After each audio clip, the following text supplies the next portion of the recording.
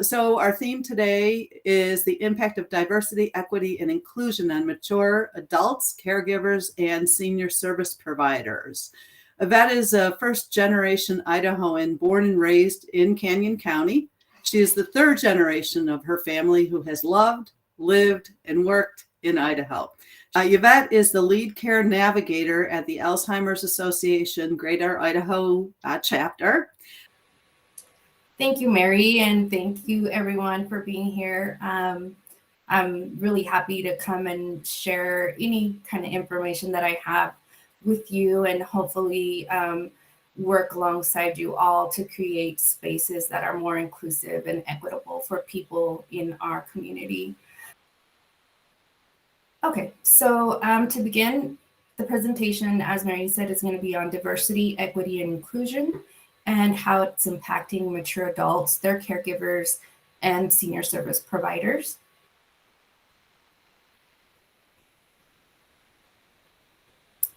So today we're going to be discussing what diversity, equity, and inclusion is. So I'll be going over the definitions, and I'll also be speaking to what explicit and implicit biases are, as well as what culture is and how it impacts our community, and how we can participate and practice on increasing diversity, equity, and inclusion in our communities and in our professional and personal lives.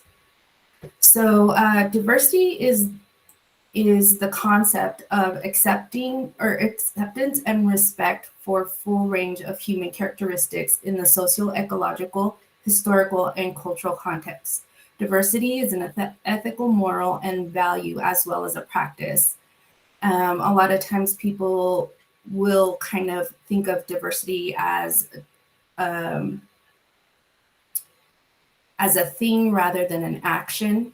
And it truly is an action and a practice that everyone should become familiar with. Equity, a lot of times we hear in our realm health equity, but honestly, equity needs to begin at the core. And it's the practice of creating and maintaining space for individuals to achieve equity. Through equity, communities can create knowledge, identify issues, and develop needed strategies to achieve goals. The next word that we're going to discuss is inclusion. And inclusion is actually a practice of encouraging people to participate in systems they traditionally have not been a part of.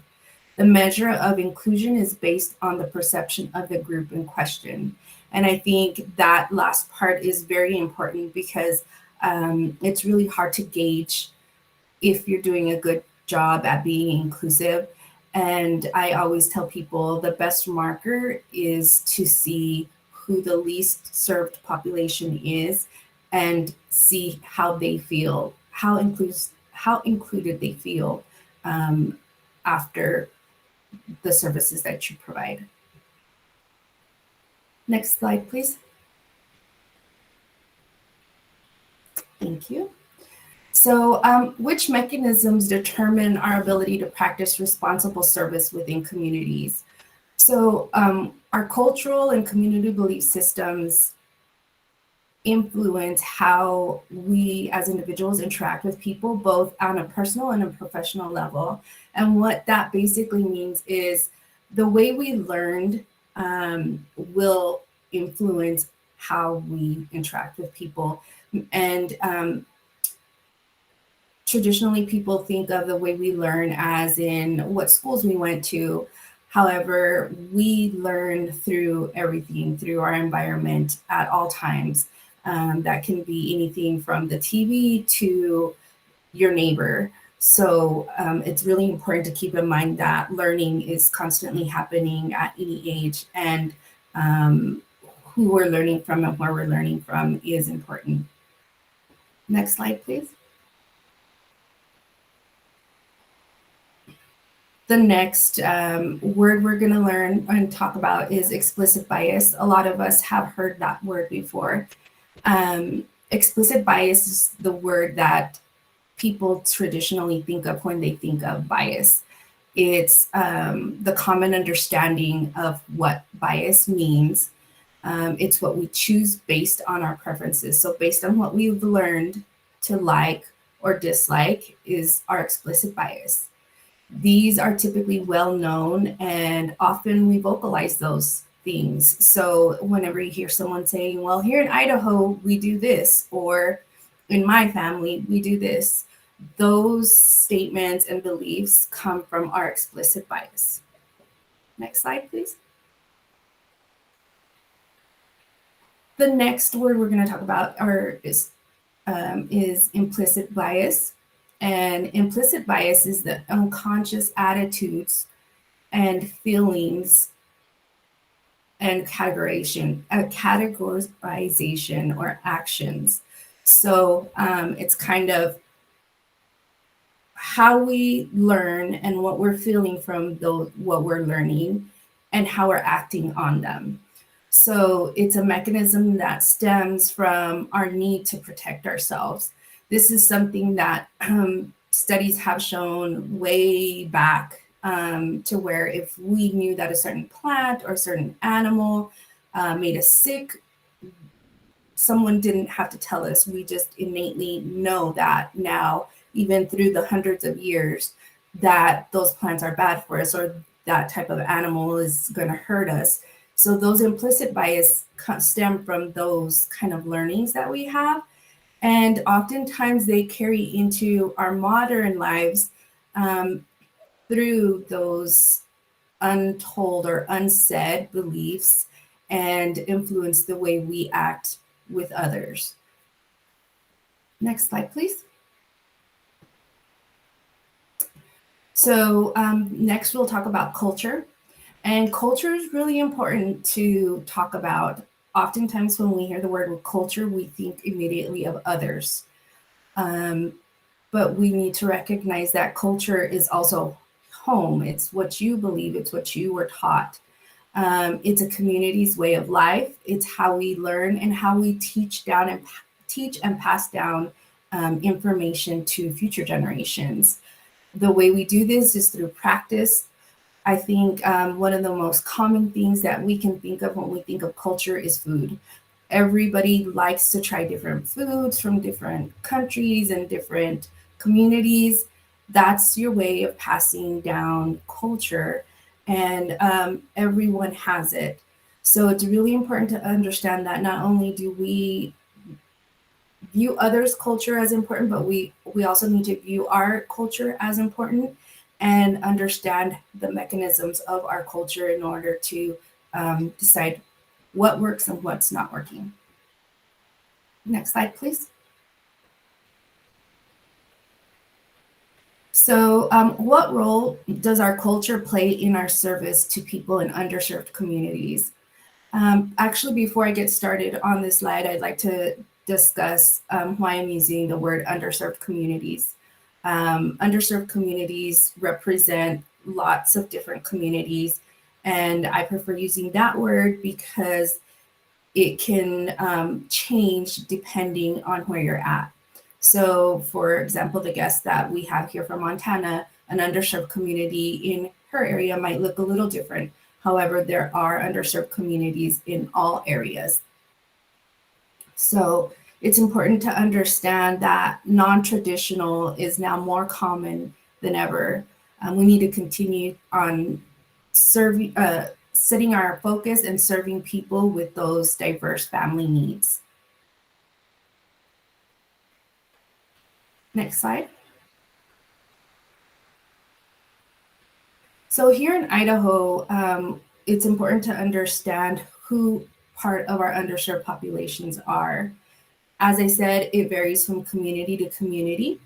However, a kind of a broader understanding of who it would be people of color. And oftentimes you'll see the acronyms POC, which stands for People of Color, or BIPOC, which stands for Black, Indigenous, People of Color. People who identify as LGBTQ+, people in rural communities, people who are part of communities that have high levels of poverty. So these are not exclusive or completely inclusive of all underserved populations in Idaho, but they're a pretty good kind of, like I said, broader umbrella of them. Next slide, please. So I want to take a little bit of time to talk about two stories that I am familiar with. The first one I'll talk about is Bill's. This summer for Pride, I volunteered with the Alzheimer's Association before I was working there. And I met Bill. And Bill came up to the booth and he wanted some information on where he could get help because he had recently been diagnosed as early stage onset with Alzheimer's. And his biggest concern was that he didn't have any familial support. His family had disowned him, and he needed to start planning for future caregiving needs. He was really stressed out about what he was going to do and who he was going to ask to help him once he got to the stage where he wasn't going to be able to care for himself. The next person that I want to talk about is Lupe. Now, I met Lupe through a different role. I went out to go visit their family. They were needing some resources.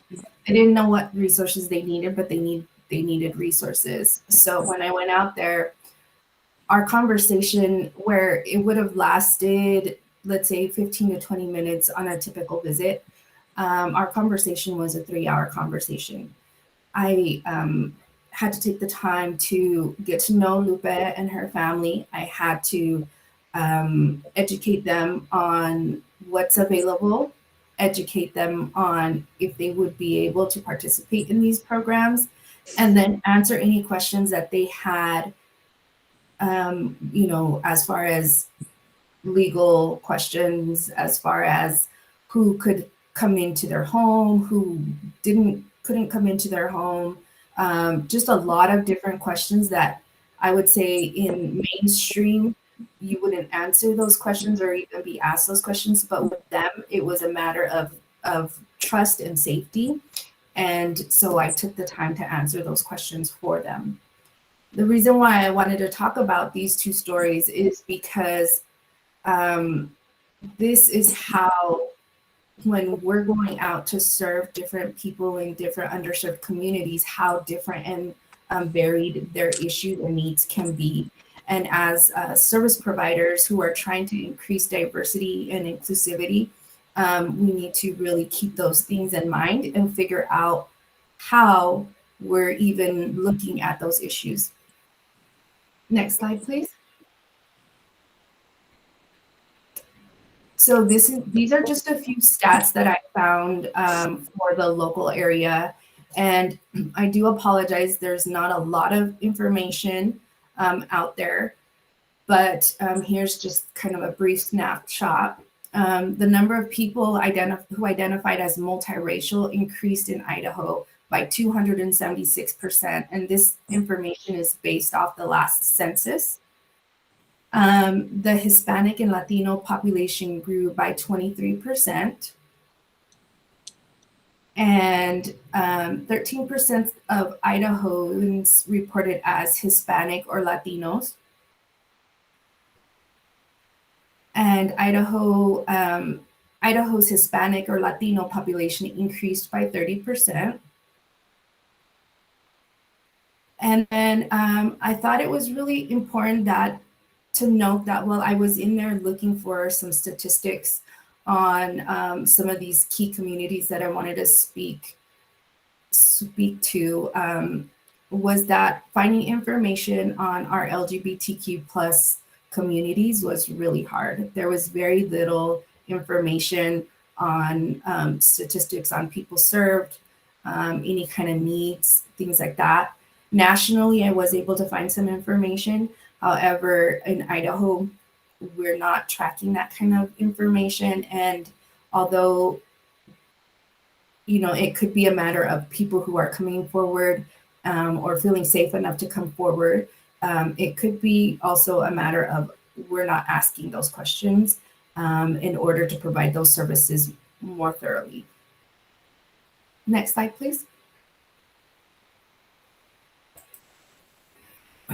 So on the next slide, it's impact of the diversity, equity, and inclusion for aging populations and their caregivers. So this is some information that I found, and it's discussing some of those key problems or issues that people are coming across in these different communities. The key communities that I looked into were care receivers and caregivers in Black communities, Latino communities, and LGBTQ plus communities, as well as Asian communities. So these communities all indicated that at one point or another, they had issues accessing care services, accessing preventative services. The quality of their life was being affected. The quality of communication with caregivers is lower, and burdens for caregivers are higher.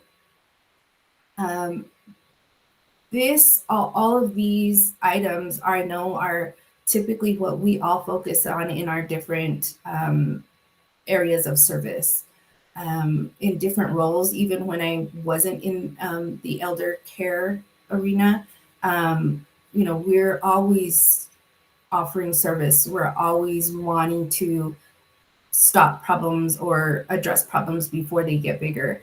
And when you see people that are identifying that they're not able to even get the information to where they feel comfortable enough to care for someone, that's where the issues start out.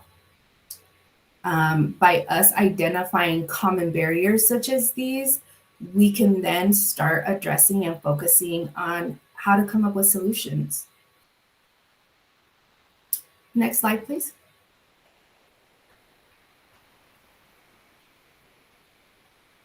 So for the next slide, this is some more statistics, more information. Again, so for this one, this top one, it's 4 times on the information for LGBTQ plus communities. They indicated that they were 4 times less likely to have a child caregiver and twice as likely to be single. So that's really important to understand when we're thinking, how long are they going to be able to stay living independently? And during those years that they are living independently, what kind of services are we going to need to help provide for the people in this community? What kind of services are they going to need to feel comfortable accessing during these years? And then once they are ready to transition into elder care communities, what services are we going to need to have in place at that time? The next is that they feel very hesitant about reaching out for services and seeking guidance with care. And this kind of was across the board. This was typical in all of the communities. They were very hesitant about even asking for help or who to ask for help. People from these communities are more likely to rely on family and less likely to seek outside sources. This is really great because, it's keeping them at home longer. However, if they're not getting the services at home that is going to help their caregiver be able to provide that care and not experience extreme burden and not experience extreme burnout, then we need to be able to meet them where they're at. Families within these communities are more likely to, even when they are getting the information in their language, they're more likely to not understand it, and they're more likely to not ask to get the information clarified. A lot of times when people go to, let's say, a doctor's visit, and if they're not comfortable being there in the first place, even if the information that's given to them is in their primary language, they may be less likely to question the doctor or the nurse simply because they don't feel comfortable, or they feel that the doctor or the nurse is a person of authority, so they wouldn't even think to question what's being told of them. And then in the rural and tribal communities, the biggest barrier to access is the isolation. And so they don't have the same physical access to the medical care providers, the respite care providers that someone in more populated areas are, or, honestly, places with more funding. So that's their biggest barrier to living the best life that they can. Next slide, please.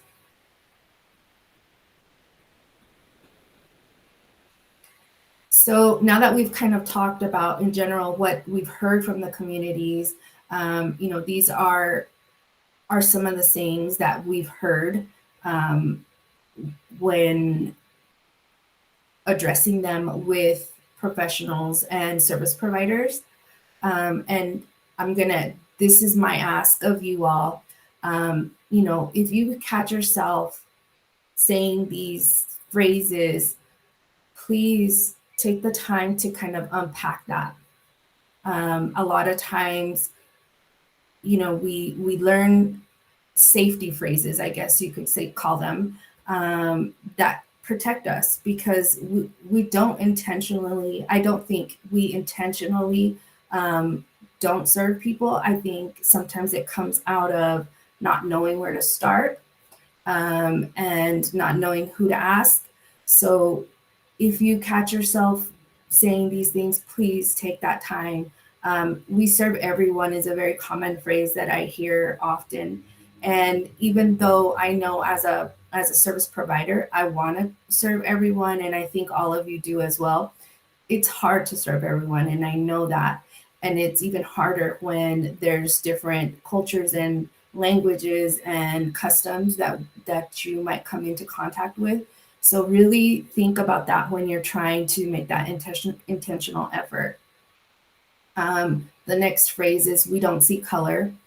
I'm a woman of color. My family is also. And when I hear people say those things, my first reaction is, then do you see me? And I think that's important to remember, that people are questioning that. Do you see them? Are you listening to them? Do you care? The next phrase is, everyone is welcome. That's a great saying, and I think everyone should be welcome.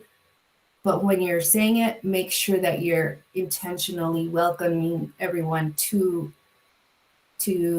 access your services. Make sure you're intentionally putting it out there in their languages, and inviting them with their community, along with their community. A lot of people come from communities that if the community accepts you, then your whole program will be accepted. Next slide, please. So the next slide that we'll be talking about is language barriers, and how we practice dismantling these language barriers.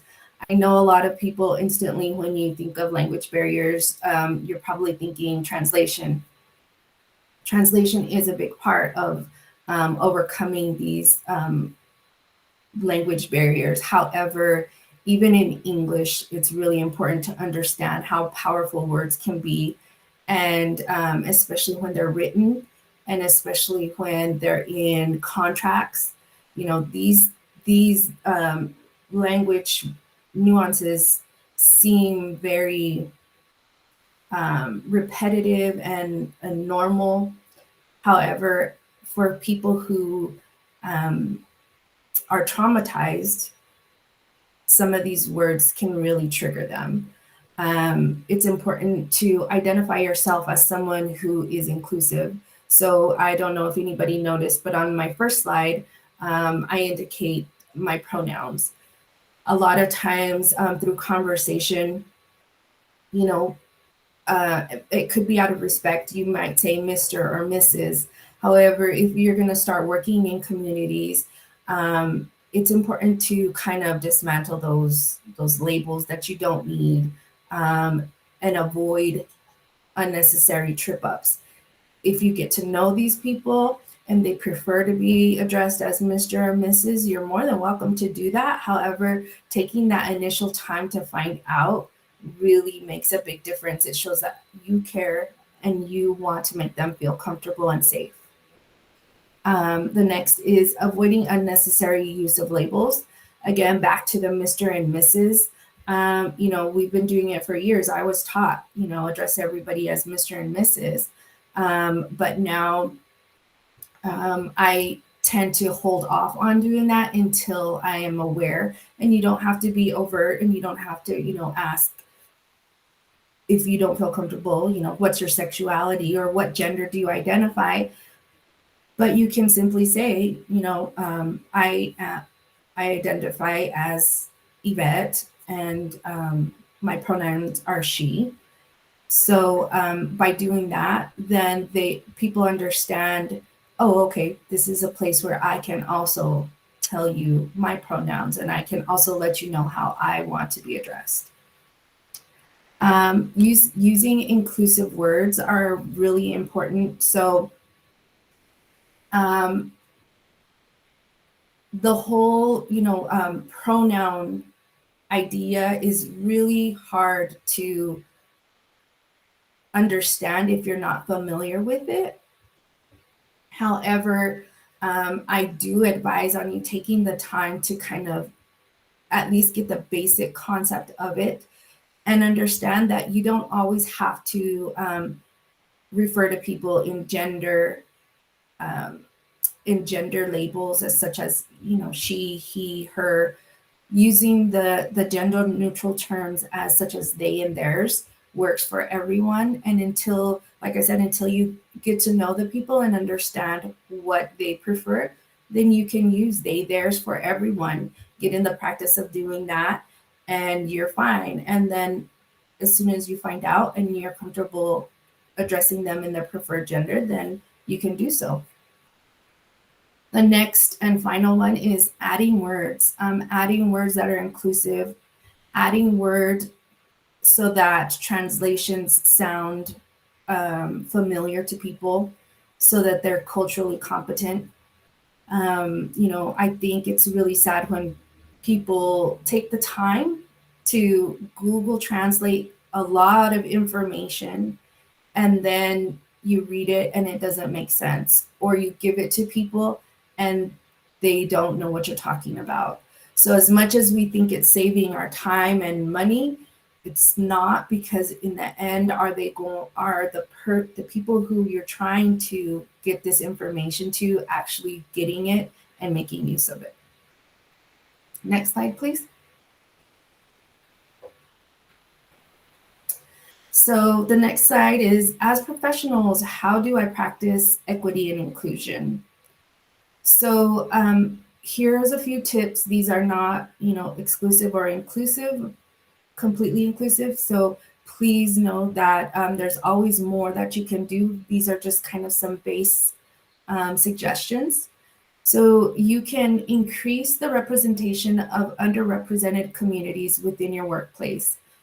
That's important to do, because if you're going to be inviting people from these communities that you're trying to serve, the easiest thing to do is make sure people from their community are already there working and telling you what people from their community need. The next is ensure that your organization's non-discrimination policy includes sexual orientation and gender identity, and any use of the word family is clear that even chosen families count. The next is revise language usage. Reflect the words people use to describe their identities and relationships. So being conscientious of how each community uses those words, and making sure that your information is reflective of that. As Diana said, when they translated this booklet She took a lot of time to make sure that the information in the booklet is inclusive and is reflective of the communities that they were doing outreach for.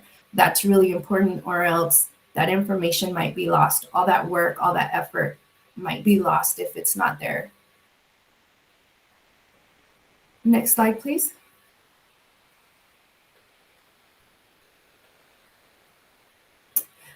So then the next is revise language or usage, reflect the words people use to describe their identities and relationships. Increase language accessibility, use culturally appropriate translations. Increase cultural competence within your workplace. So provide culturally competent referrals and resources. Again, I'm going to refer back to the guidebook that Diana spoke of. I know she took a lot of time to find resources within the community that also offer services in their preferred languages. When I worked with the Navigator program, we made every effort to also do referrals for people who we knew would be able to provide resources within preferred languages. So that's really important. And then also increase opportunities for learning in your workplace. Learning about different communities and giving people in your staff the time to actually take and learn about the community will make the difference in the end. Next slide. So in our personal lives, we know, personal life and professional life blend together all too often. So it's really important to not only focus on being diverse and inclusive in professional lives, but also personal lives so that everything kind of flows. The important thing would be to know your community, where you live, knowing the different populations within each little town is really important. So just taking the time to know about the people in your life and in your community is really important. Measure the success of perceptions by the least served individuals. So know what those least served people within your community feel and know the need from there. Asking questions. So if you do want to go into a community and learn, ask questions, ask about how they feel, what their opinions are, what their likes and dislikes are. And finally, getting involved in local community efforts to help underserved populations is really important. They do it everywhere from preschool to college. So anyone who's looking to make changes and efforts and really contribute into the community, start early, and then you will get to know their families. And I think that should be the last slide. These next two slides are just resources, and the slide presentation will be available for everyone. The local Idaho resources are, like I said, local to Idaho. So if you need information on there, the national resources, which are on the next slide, are also very important. They have the diverse elder coalitions, and there is a link for a YouTube video called, sorry, I can barely see that, Gen Silent, the LGBTQ aging documentary. I highly recommend people watch it. It's very informational and a good way to start asking those questions to yourself as far as, what levels of services you're providing and where you want to start working.